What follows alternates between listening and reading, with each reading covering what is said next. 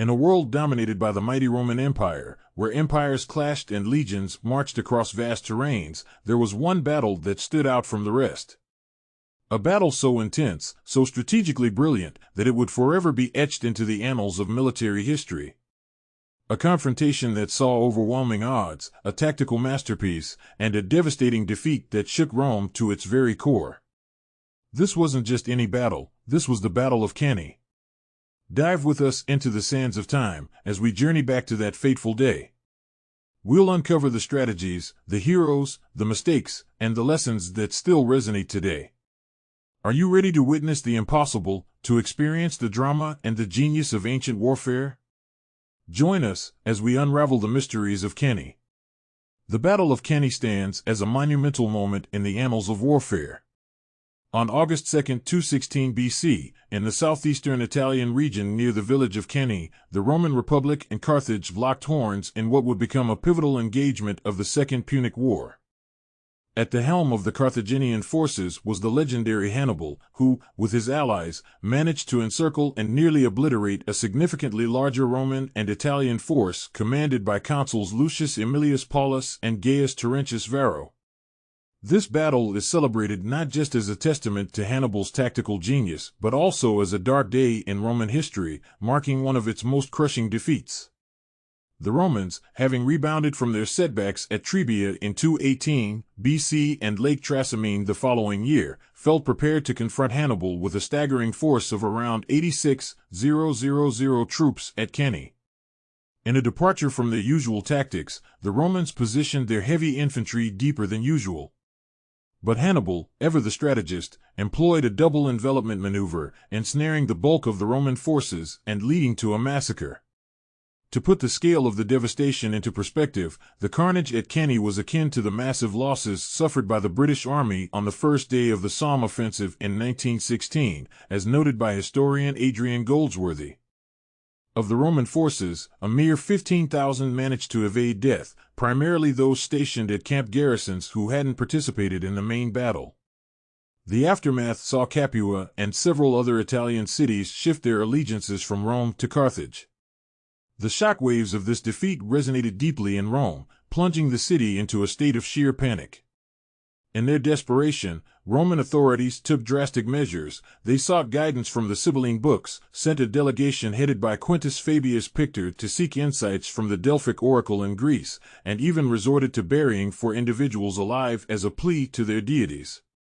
In a bid to replenish their decimated ranks, they lowered the conscription age and began enlisting criminals, those in debt, and even slaves. Yet, despite the staggering loss of life and resources, and another significant defeat at Silva Lidana within that year, Rome's spirit remained unbroken. They rebuffed Hannibal's offer to ransom the survivors. The war raged on for another 14 years, culminating in Rome's triumphant victory at the Battle of Zama. Over time, the narrative surrounding Cannae evolved. While initially remembered as a Roman catastrophe, it has, in modern discourse, taken on an almost mythical stature. Today, it serves as a prime example of how a well-executed strategy can lead to the complete rout of a formidable adversary. In the early stages of the Second Punic War, Hannibal made a daring move. He journeyed into Italy, navigating the challenging terrains of the Pyrenees and the Alps during the summer and early autumn of 218 BC. His audacity was soon rewarded with decisive victories against the Romans at Trebia and Lake Trasimene. These defeats sent shockwaves through Rome, prompting the appointment of Quintus Fabius Maximus Verrucosus as a dictator to counter the Carthaginian menace. Fabius, however, took a different approach. Instead of direct confrontations, he employed a strategy of attrition against Hannibal. By cutting off Hannibal's supplies and evading direct battles, Fabius hoped to weaken the Carthaginian forces. But this Fabian strategy didn't sit well with many Romans. As the initial shock of Hannibal's triumphs faded, there was growing discontent. Many believed that this cautious approach allowed Hannibal and his army the time they needed to regroup. The prevailing sentiment was clear: the Romans wanted a swift end to the war. There was a palpable fear that if Hannibal continued his rampage through Italy unchecked, Rome's allies might switch sides, choosing self-preservation over loyalty. As Fabius's term drew to a close, the Senate chose not to extend his dictatorial powers. Instead, command shifted to consuls Gnaeus Servilius Geminus and Marcus Attilius Regulus. By 216 BC, the political winds had shifted again. The newly elected consuls, Gaius Terentius Varro and Lucius Aemilius Paulus, were given charge of an army of unprecedented size and tasked with confronting Hannibal head-on. The historian Polybius captured the gravity of the situation, noting, for the first time, Rome decided to deploy 8 legions, an unprecedented move. Typically, a single consul with 2 legions and their allied contingents would handle most wars. Rarely would Rome commit all 4 legions to a single cause.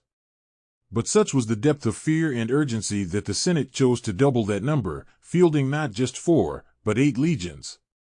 In a typical year, Rome's military strategy involved deploying 4 legions.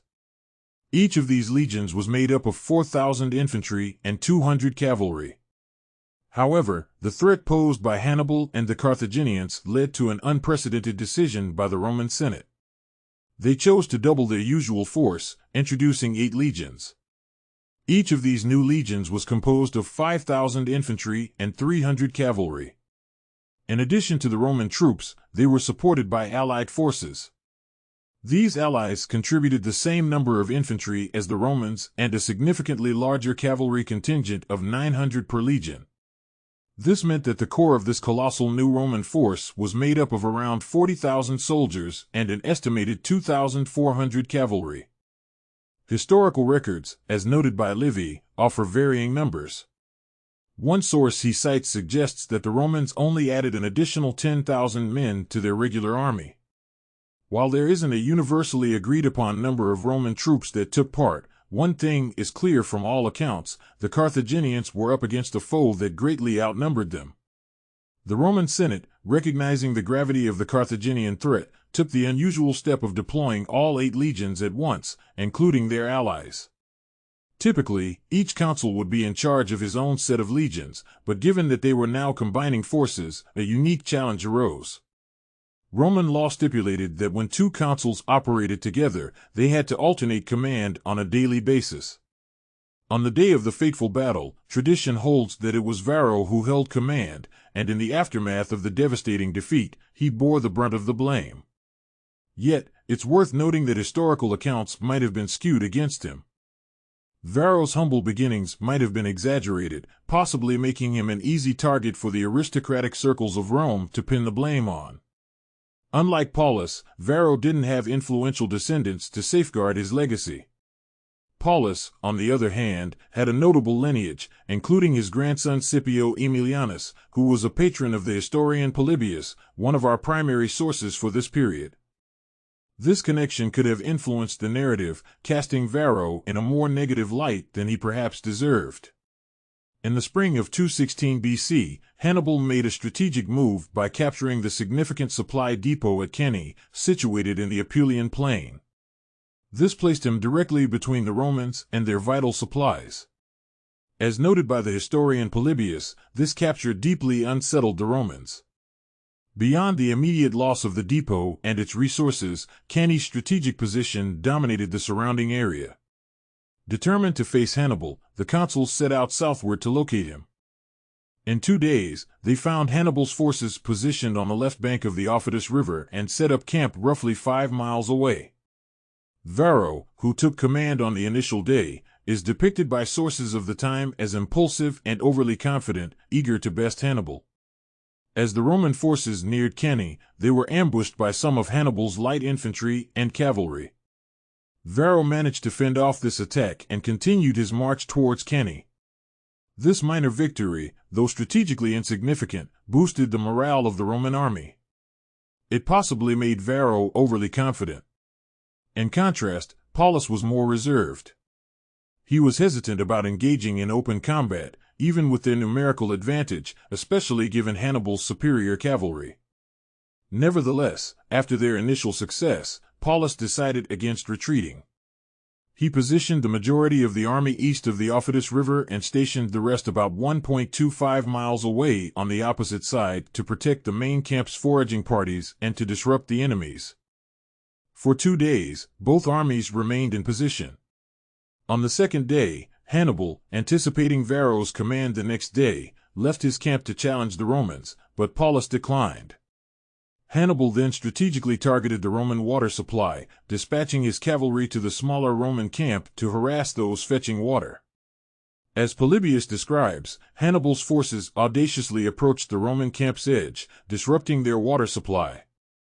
On the battle's dawn, as the armies lined up, a Carthaginian officer named Gisco commented on the Roman army's vast size. Hannibal, ever the tactician with a flair for morale boosting, humorously replied that among the vast Roman numbers, none bore the name Gisco, eliciting laughter among his troops. Historians Appian and Livy recount an intriguing tactic by Hannibal. He allegedly sent a group of 500 to 600 mercenaries to feign defection to the Romans. These mercenaries, depending on the source either Celtiberians or Numidians, handed over their primary weapons as a sign of goodwill but concealed short swords. Once the battle commenced, they turned on the Romans, creating chaos. However, the authenticity of this account remains debated among historians. Ancient historical records often lack precise dates for events, making it challenging to pinpoint exact timelines. This is evident in the works of historians like Livy, who, despite his detailed accounts of the Second Punic War, doesn't provide specific dates for the battles. However, Macrobius, referencing the annalist Quintus Claudius Quadrigarius, mentions that the Battle of Cannae took place on Antidmii non Sextilis, which translates to August 2nd. Yet, it's essential to understand that the months in the pre-Julian Roman calendar don't align perfectly with the Julian calendar we're more familiar with. An example of this discrepancy is evident when Livy notes a lunar eclipse in 168 BC as occurring on September 4th. However, astronomical data indicates that this eclipse actually took place on the Julian day of June 21st in the same year. Such inconsistencies can be attributed to the pontifices who might have failed to correctly intercalate the calendar, either due to oversight or potential political motivations. Given these complexities, P.S. Diderot, after examining the available evidence, suggests that the Julian equivalent of the Battle of Cannae's date would be July 1, 216 BC. However, this is just one interpretation, and other scholars have proposed different Julian dates for the event. The numbers associated with ancient battles, including the Battle of Cannae, are often debated and should be approached with caution. The Carthaginian army under Hannibal was a diverse mix of warriors from various regions, with estimates suggesting a total strength of between 40,000 to 50,000 soldiers. The infantry was composed of around 8,000 Libyans, 5,500 Gaetulians, 16,000 Gauls primarily from the Boii and Insubres tribes, and about 8,000 from various Hispanian tribes, including Iberians, Celtiberians, and Lusitanians. Hannibal's cavalry was equally diverse, with 4,000 Numidians, 2,000 from the Iberian Peninsula, 4,000 Gauls, and 450 Libyan Phoenicians. In addition to these, Hannibal had auxiliary skirmishers, which included between 1,000 and 2,000 Balearic slingers and around 6,000 mixed-nationality javelin throwers, possibly with Lusitanians among them. Despite the varied origins of these troops, their shared loyalty to Hannibal was a crucial factor in maintaining the unity and effectiveness of the army. The Roman forces at Cannae were equipped in their traditional manner. They wielded pila, which are heavy javelins, and hastae, thrusting spears. Their defense was bolstered by bronze helmets, body shields, and body armor. In stark contrast, the Carthaginian army showcased a diverse array of equipment. Iberians brandished the curved falcata swords, while the Celtiberians and Lusitanians preferred the straight gladii, complemented by javelins and various spears. Hispanian warriors defended themselves with large oval shields and often donned crested helmets crafted from animal sinews. Most Gallic infantry, however, likely relied solely on their large shields for protection and wielded long slashing swords. The Numidian cavalry, known for their light equipment, rode without saddles or bridles, carried small shields and javelins, and might have been armed with a knife or a longer blade. The heavier Iberian cavalry from the peninsula were better equipped, bearing round shields, swords, and thrusting spears. Their Gallic counterparts added the unique four-horned saddle, with the more affluent among them donning mail armor, a Gallic innovation. Skirmishers, serving as light infantry, were armed with slings or javelins. The Balearic slingers, renowned for their precision, utilized slings of varying lengths to hurl stones or bullets. Their defensive equipment remains a matter of speculation, though some suggest they might have had a small shield or leather pelt. The equipment of the Libyan infantry has been a subject of much debate among historians.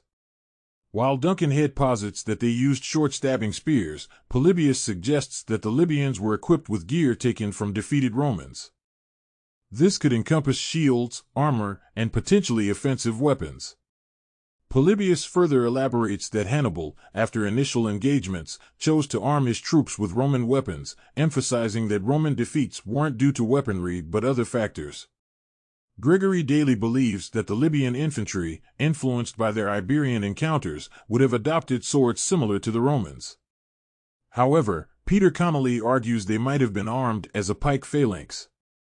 This theory is contested by both Head and Daly, who point out the logistical challenges of wielding a cumbersome pike alongside a heavy Roman-style shield.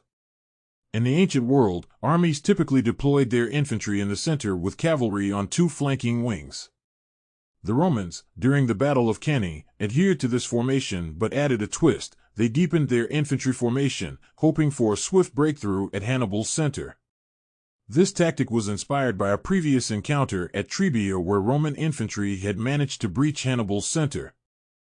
As a result, even with their numerical advantage, the Romans' front was roughly the same size as the Carthaginians due to their depth-focused deployment. Hannibal, astutely reading the Roman strategy, arrayed his forces to exploit this. Hannibal's deployment was meticulously planned, considering the unique strengths and weaknesses of each unit. For instance, he positioned the Balearic slingers, a Spanish unit, behind the infantry, enabling them to launch projectiles into the dense Roman formations. His center comprised Iberians, Celtiberians, and Gauls, with Hannibal and his brother Mago leading from the front. While Roman sources suggest these troops were deemed expendable, modern interpretations argue that their placement was strategic. They were battle-hardened and crucial for the controlled retreat that would set up Hannibal's enveloping tactic. The Punic African infantry, known for their discipline, were positioned on the wings, ready to assault the Roman flanks. Hannibal's cavalry was strategically placed to exploit the Roman weaknesses. Hasdrubal commanded the Hispanic and Gallic cavalry on the left, near the river Aufidus, using the river as a natural barrier against the numerically superior Romans. On the right, Hanno led 3,000 to 4,000 Numidian cavalry. Hannibal's plan was for his cavalry to swiftly defeat the Roman cavalry and then circle back to attack the Roman infantry from behind. As the Romans pressed on Hannibal's center, his African troops would close in from the sides, effectively encircling the Romans. The Romans were further disadvantaged by their positioning. They were backed against a hill leading to Cannae and constrained by the river Aufidus on their right.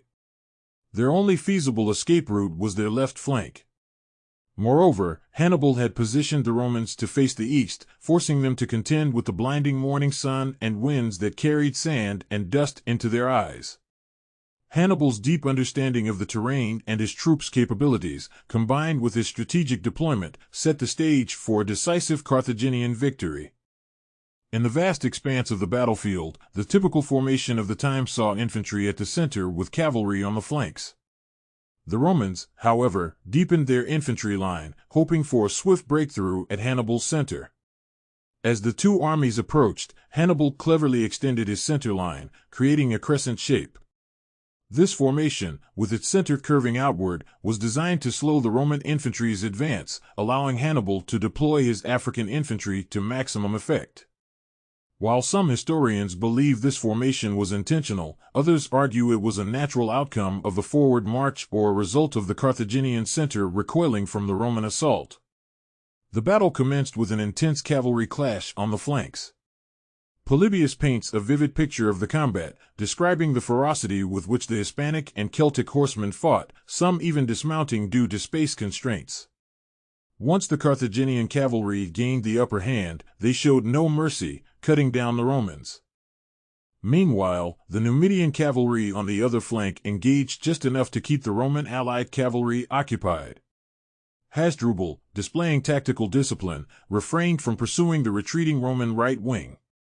Instead, he redirected his cavalry to the other side, attacking the Roman allies who were already engaged with the Numidians. This two-pronged assault caused the allies to break, and they were chased off the field. While the light infantry on both sides engaged in minor skirmishes, the Roman heavy infantry pressed forward.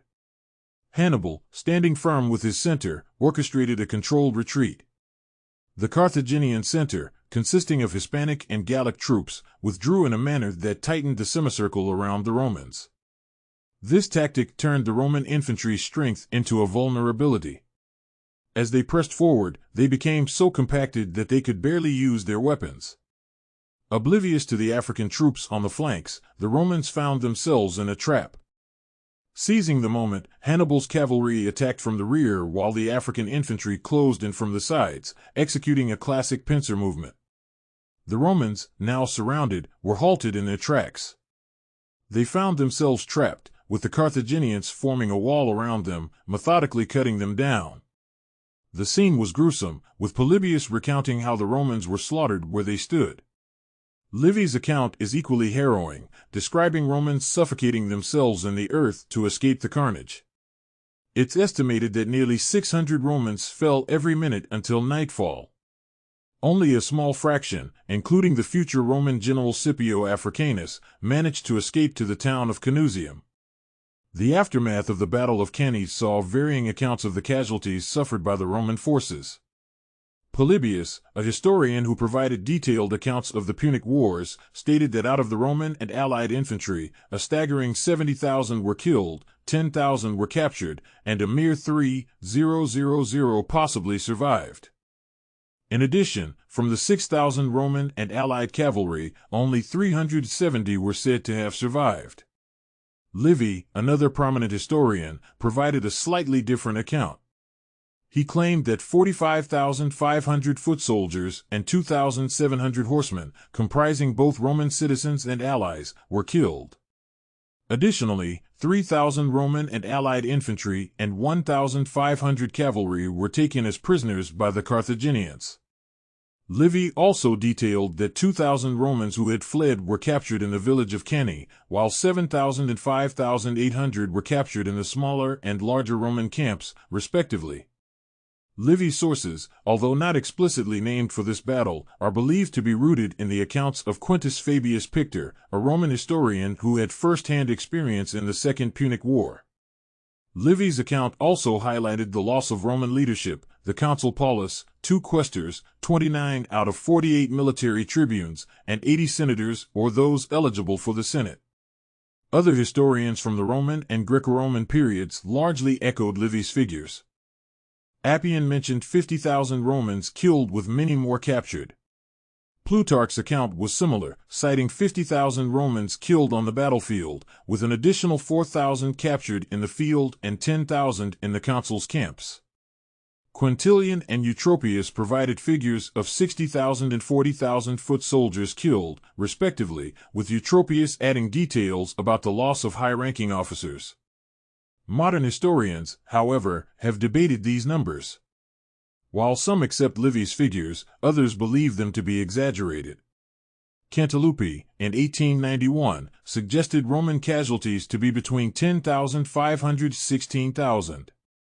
Samuels, in 1990, also found Livy's figures to be inflated, arguing that the Roman infantry could have escaped and that Hannibal might not have sought such a high death toll, given his aim to win over the Italian allies. Hannibal's losses during the Battle of Cannae, as per historical accounts, were significantly lower than those of the Romans. Livy, in his writings, stated that Hannibal lost about 8,000 of his bravest men. On the other hand, Polybius, another historian who provided a comprehensive account of the Punic Wars, gave a more detailed breakdown of the casualties. According to Polybius, the Carthaginians suffered 5,700 deaths, which included 4,000 Gauls, 1,500 from the combined forces of Hispanics and Africans, and an additional 200 cavalry. These figures, when compared to the massive losses of the Romans, underscore the tactical brilliance of Hannibal's strategy at Cannae and the devastating effectiveness of his maneuvers against the Roman legions. The aftermath of the Battle of Cannae was a period of profound shock and introspection for Rome. The city had never faced such a calamitous defeat. Livy's account captures the sheer disbelief and panic that gripped the city, emphasizing that no other nation would have withstood such a catastrophe. The scale of the disaster was unprecedented. Rome had lost 2 consular armies, 2 consuls, and a significant portion of its fighting men in a single battle. The immediate reaction in Rome was one of panic and despair. The city was rife with fear, not just because of the loss of the army, but also due to the realization that Rome's allies might now defect to Hannibal. Indeed, many southern Italian cities, seeing the might of Hannibal and doubting Rome's strength, switched their allegiances. This was a strategic blow to Rome, as these cities provided not just resources, but also manpower for their legions.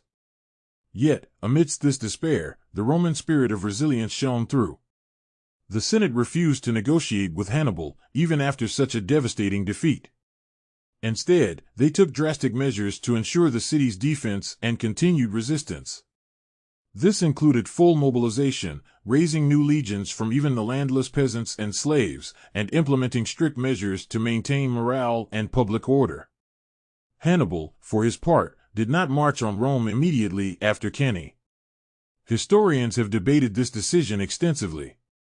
Some argue that Hannibal never intended to capture Rome, but rather sought to weaken it by stripping away its allies. Others believe that the immediate aftermath of the battle was Hannibal's best chance to march on Rome and that his hesitation cost him the war. Regardless of the reasons, Hannibal's decision gave Rome the breathing space it needed to regroup and continue the fight. The years following Cannae saw a change in Roman strategy. Instead of seeking a decisive battle, the Romans adopted a war of attrition, wearing down Hannibal and avoiding direct confrontation. This Fabian strategy, named after the Roman general Fabius Maximus, was aimed at denying Hannibal the resources and reinforcements he needed while Rome rebuilt its strength. In the end, while Cannae was a tactical masterpiece and a devastating blow to Rome, it did not lead to a strategic victory for Carthage. Rome's resilience, its vast resources, and its ability to adapt ensured that it could recover from even the most catastrophic of defeats. The war would drag on for many more years, but Rome's eventual victory at Zama in Africa and its unwavering determination post-Cannae laid the foundations for its dominance in the Mediterranean world. In the annals of history, few battles have had the profound impact and tactical brilliance of Cannae. Yet, as we've seen, even the greatest of victories does not guarantee ultimate success.